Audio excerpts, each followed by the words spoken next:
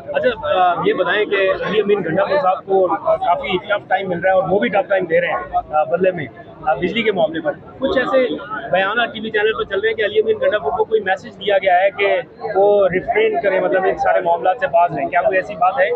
भाई, शहीद या गाजी, दूसरा रास्ता ना हमें माँ बाप ने सिखाया है ना हमने सीखना है। असूल की जंग है। अपने हकूक़ के लिए, अपने लोगों के हकूक़ के लिए लड़ना हमारा फ़र्ज़ है।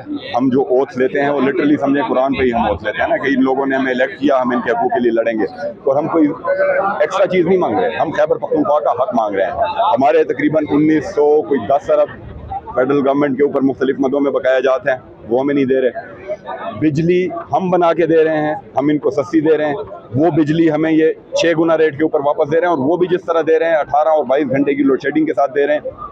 तो ये क्या दो पाकिस्तान है? क्या हम या तो हमें कह दें कि भाई तुम खैबर पख्तूनख्वा वालों, तुम किसी और मज़हब से तुम्हारा ताल्लुक है या कोई और तुम्हारा मुल्क है, जाओ अपनी तरफ जाओ, तो तब तो हम चलो सब्र कर लेंगे। लेकिन जब हम फेडरेशन का हिस्सा हैं तो हमें फेडरेशन में ऑर्फन के तौर पर ना ट्रीट किया जाए, और अपना हक है बिल्कुल गौर से मांगेंगे।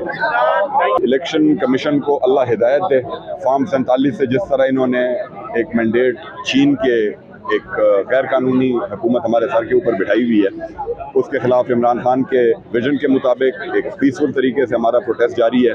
और अदालतों से हमारी उम्मीद है, बेशक पाकिस्तान में इंसाफ का जो हमारा नंबर चल रहा है शायद 141 पे हमारी माशाल्लाह रैंकिंग चल रही है, तो होपफुली ये बेहतर हो जाएगी, कुछ ना कुछ इंसाफ मिल ही जाएगा।